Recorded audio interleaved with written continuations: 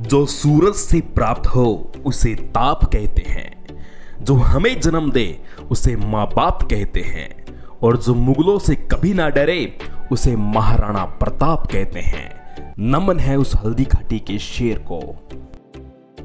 आज आप यात्रा करेंगे रणभूमि हल्दी घाटी की, जो दृढ़ रखे धर्म को ताही रखे करतार, जो इन धर्म नो पालन करे वो है मेवाड़ी सरदार।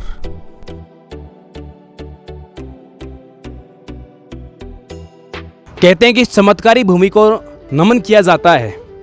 जो दृढ़ रखे धर्म को तिही रखे करतार, जो अपने धर्म को मजबूत रखता है उसी को तलवार धारण करने का अधिकार है। लोग कहते हैं कि एक विमान में दो तलवार नहीं आती, लेकिन महाराणा प्रताप वही शासक थे जो एक विमान में दो तलवार रखा करते थे। और ये पावन भूमि सर्वप्रथम इसको नमन करते हुए हम जानेंगे इनके माध्यम से कि इस भूमि का, इस पीली घाटी को हल्दी घाटी क्यों कहा जाता है, क्या कारण है इसको हल्दी घाटी बोला जाता है। सर, यहाँ मुगलों का और जो महाराणा प्रताप की सेना का भयानक युद्ध हुआ था। ठीक है। तो जहाँ युद्ध के वो कटिंग हुई थी उन मुगलों की, और अपने आदिवासियों की भी साथ में कटिंग हुई थी। तो उसके जो ब्लडिंग थे, खून जो इसमें मिट्टी के अंदर साथ में मिल गया, तो ये पीला कलर की मिट्टी हो गई। और इसके साथ में क्या होती, बारिश हुई थी, तो बारिश के साथ में खून और ये दोनों बह के फिर 2 किलोमीटर के बाद में हल्दी रक्त तले आती, वहाँ जाके एकत्रित हो गया। इस हल्दी घाटी में 2 किलोमीटर में पूरा पीला पीला ही मिट्टी है। जो मेन ये हल्दी घाटी में अपन करें, कोई कुआं भी खोदते हैं तो उसमें भी पीला कलर की मिट्टी जागृत आती है। और यहाँ सब विश्व में प्रसिद्ध है, जो लोग यहाँ नमन करते हैं हल्दी घाटी को। अमेरिका तक के लोग भी यहाँ मिट्टी को सलाम करते हैं। और ये मेवाड़ की धन्य धरा, महाराणा प्रताप ने अपनी मेवाड़ को आन और बान शान से इन्होंने जो अपनी अपन स्वतंत्र उन्होंने जो किया है, जो आप अपने अपन फ्री घूम रहे हैं। बिल्कुल सही है। तो ये आप कह सकते हो ये अपने मेवाड़ की थर्मोपोली भी है। शानदार घाटी, पूर्ण रूप से पीली घाटी। कुछ लोग कहते हैं कि इसको हल्दी घाटी इसलिए बोलते हैं कि हल्दी की तरह इसकी मिट्टी भी पूरी पीली है, इसलिए हल्दी घाटी इसको कहा जाता है। लेकिन जब भी आप इस रास्ते से गुजरो तो ध्यान रखना, ये मिट्टी खिसकती भी रहती है और इसके अंदर चट्टानें भी है इसके अंदर। तो जब यहाँ पर बारिश आती है तो लगभग उधर भी पानी जाए चाहे इधर भी पानी आए, तो आगे की इधर भी 1 किलोमीटर तक और इधर भी 1-2 किलोमीटर तक पानी जो जाता है पूरा पीला पानी जाता है। ऐसा लगता है जैसे मानो कि सड़क के ऊपर हल्दी बहती हुई आ रही है। तो इसी जगह पर महाराणा प्रताप ने कहते हैं कि भाले से वार किया था। भाले और तलवारें, हाँ, जो मान सिंह पे वार किया था। सर वो सीन कहाँ का है, वो आप बताएंगे सर, इसमें यहाँ से अपने आइडिया लगाएं तो। वो सीन तो सर आगे अपना दरा के अंदर हो सकता है, जो दरा बंद कर दिया था उन्होंने। अभी अपने जंगल में गए थे वहाँ, अपन जंगल में गए वहाँ, क्योंकि वो मेन हल्दी घाटी वो थी। यहाँ एक गुप्त रास्ता है जो लोगों को हल्दी घाटी से यहाँ हाईलाइट किया जाता है। ये हल्दी घाटी का बीच का ही रास्ता है। ये कोने पे हल्दी घाटी, ये कोने पे भी हल्दी घाटी। ये गुप्त रास्ता था, तो इसमें यहाँ वापस व्यवस्था कर दी गई, रोड की व्यवस्था। तो लोगों को क्या है, नमन करने में भी एकदम इजी होवे, अंदर की तरफ कोई जा भी नहीं रहे। जैसे चेतक की समाधि रोड पे उन्होंने समाधि दी, तो लोग उनको हर पब्लिक आती है तो उनको नमन करती है। और एक जंगल में होता तो कोई देखती भी नहीं था। बिल्कुल सही। ये इसके लिए क्या है कि हकीम खान सूर्य का भी गर्दन जो कटी थी, ये धड़ जो वो भी यहाँ नीचे है, जो मैं आपको दिखाता हूँ। महाराणा प्रताप के दाएं हाथ हकीम खान सुर, यानी कहते हैं कि महाराणा प्रताप तो इस युद्ध के अंतिम भाग में आए थे। बाकी इस युद्ध को जो सबसे महान जो खेला था वो हकीम खान सुर ने खेला था। और अपना जाला मन्ना, ऐसे ऐसे वीर थे जो अपने देश के लिए शहीद हो गए। ठीक है। हाँ साहब। तो अभी हम देखेंगे कि वो महान वीर हकीम खान सुर जो हैं, हकीम खान सुर की मज़ार कहाँ पर बनी हुई है। अब उस मज़ार की ओर हम आगे बढ़ेंगे, अपनी यात्रा को हम आगे लेके चलते हैं। चलिए। इस हल्दी घाटी को पार कर हम एक ऐसे स्थान पर जा रहे हैं जहां पर शीश कटने के बाद भी एक महान वीर लड़े थे, जिनका नाम है हकीम खान सुर, पठान हकीम खान सुर, जो महाराणा प्रताप के एक दाएं हाथ के रूप में काम कर रहे थे। और राणा प्रताप की सेना का नेतृत्व भी हकीम खान सुर के पास था। और उन्हीं के बलिदान स्वरूप, उन्हीं के सम्मान स्वरूप हल्दी घाटी खमनोर में उनकी आज मज़ार बनी हुई है। मुख्य उस पीली हल्दी घाटी को पार करने के बाद हम एक ऐसे स्थान पर पहुंचे हैं जहां 2 आपके लिए पॉइंट मिलेंगे। तो एक यहाँ इधर पॉइंट है, एक इस तरफ पॉइंट है।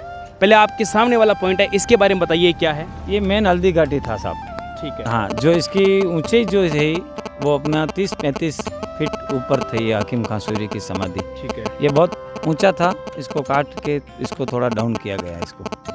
ये इसका दरे के नाम से जाना जाता है। जो अपन फर्स्ट में मिले थे वो दरे से लगा के यहाँ एंड होता है दरा का। अभी एक खाई हो गई कि दोनों दरा का पानी मिलके इस खाई से होके फिर अपनी बनास नदी में जाता है, जो अपना रक्तलय से होते हुए। अच्छा, वो जो पगडंडी आ रही थी हाँ, वो इधर से ही जाती है, वो पानी जाता है सारा बनास में जाता है। में जाता है, बिल्कुल साहब। ठीक है साहब। अब हम इस पॉइंट की ओर आगे बढ़ते हैं। तो इस तरफ आते हैं क्योंकि अपने जूते भी पहन रखे हैं। धार्मिक स्थल धार्मिक होता है तो उसकी मर्यादा को समझेंगे। तो ये दरगाह जो हम देख पा रहे हैं, ये बताया जाता है कि पठान जो थे, अफगानिस्तान के पठान जो थे, शायद उन्हीं की दरगाह। इनके बारे में क्या कहना है? हकीम खां सूरी सेनापति थे महाराणा प्रताप के, जो मेवाड़ के लिए शहीद हो गए हैं। इनकी जो गर्दन है, जो इनकी युद्ध में जो गर्दन कट गई थी, वो उसकी गर्दन की समाधि अपना रक्तलय के अंदर है, यहाँ से 2 किलोमीटर में है।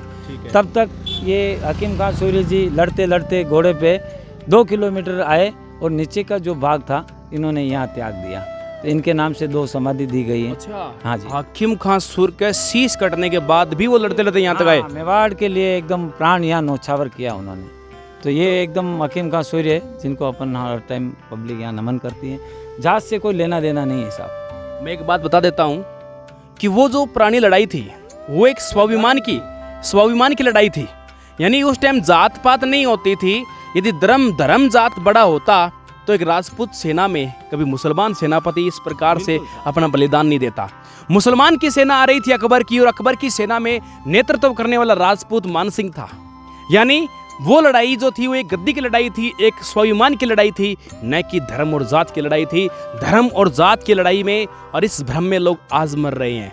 उस टाइम हकीम खां सूर ने देखो मुस्लिम सेना के लड़ने के लिए और अपने प्राणों को त्याग दिया, तो आप सीधा स्पष्ट पता लगा सकते हो कि वो लड़ाई को धर्म से हम जोड़ नहीं सकते। तो आप इस वीडियो को आप इस तरह से बीच में ऐसे ना लें कि आप इससे ऐसे सोचो कि ये तो धर्म की लड़ाई थी, ये अकबर की लड़ाई है, या किसी तरीके से कोई जात पात की लड़ाई है। तो ऐसा भ्रम दिमाग में आप न पालें। तो बढ़ते हैं आगे शाही बाग की ओर।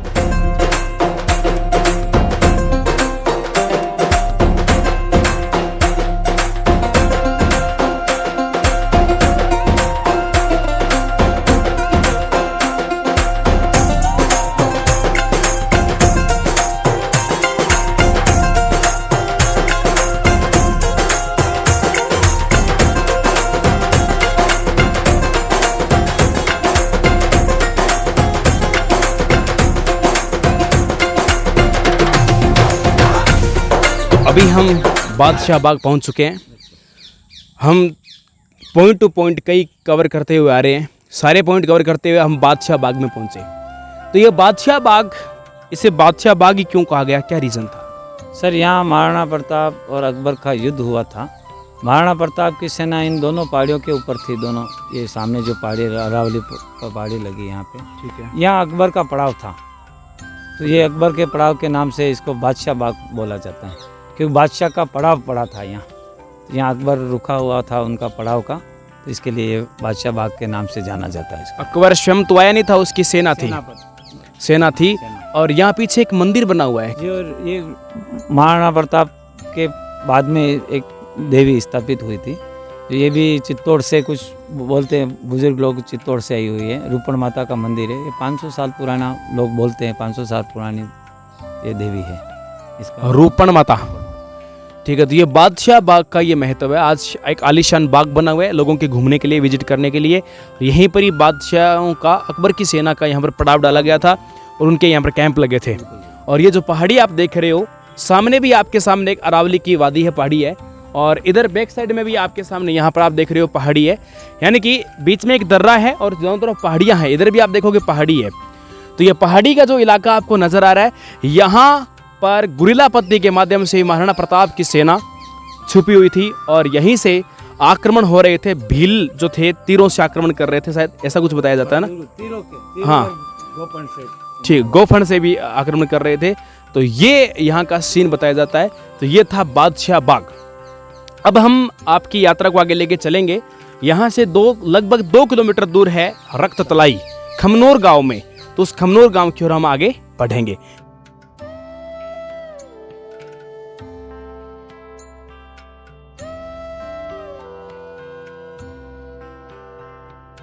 ये कौन सी नस्ल है? ये मारवाड़ी नस्ल है साहब। मारवाड़ी हाँ। है। तो सर इस मारवाड़ी नस्ल की घोड़े की क्या कीमत हो रही है? ये मालिक का वफादार होता है घोड़े, मारवाड़ी घोड़े। ठीक है। और इस घोड़े की कीमत है अभी 2.5 लाख रुपया लगा है इसकी, मतलब घोड़ी है ये।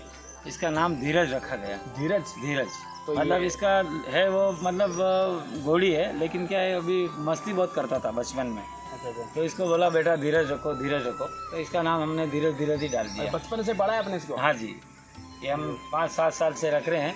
और ये मैं बॉम्बे रिटर्न था तो मेरे एक सपना था, महाराणा प्रताप भी एक शतक रखते थे, तो मैं भी बॉम्बे से यहाँ राजस्थान से पहुँचूँगा तब मैं भी एक घोड़ा तो ज़रूर खरीद के रखूँगा। तो ये मेरा एकदम प्यारा लाडला है धीरज, और मैं इस पर राइडिंग करता हूँ। शादी के लिए मेरे कोई अच्छे खास होते हैं तो दोस्त उनको भी मैं वहाँ लेके जाता हूँ। ये बढ़िया। तो ये नस्ल कौन सी है? मारवाड़ी? मारवाड़ी नस्ल। मारवाड़ी नस्ल जी, ये यहाँ सामने मेरा शोरूम है, मेरा चैत्री रोज, और मेरा हॉर्स राइडिंग ये है। ऐसे मेरे 4 सपने तो पूरे हुए, 3 सपने का मैं कोशिश कर रहा हूँ। 7 सितारे का कुछ मेरा सपना है। तैयार हो गए तो फिर तो आप बिल्कुल बिल्कुल 60 से पार हो गए। बिल्कुल बिल्कुल सर ये पीछे पाठशाला थी क्या? ये यहाँ पे स्कूल थी, तो सर बंद हो गई? बंद हो गई अभी। अभी सरकारी स्कूल में कौन पढ़ाते हैं, सब प्राइवेट में डालते हैं। कितनी गलत बात है ना, सरकारी स्कूल था और बंद हो गया। बंद हो गया। तो सर खमनौर में भी नहीं है? खमनौर में है, यहाँ नहीं है, छोटा सा गाँव है इसके। ये कौन सा गाँव है? ये बादशाह बाग। बादशाह बाग गाँव का नाम? बादशाह नहीं, बाग। ये खमनौर, ये इसको बाड़ी बोलते हैं एक्चुअली, बाड़ी। हाँ खमनौर की बाड़ी, लेकिन ये ज़्यादा लोगों को हाईलाइट है बादशाह बाग से।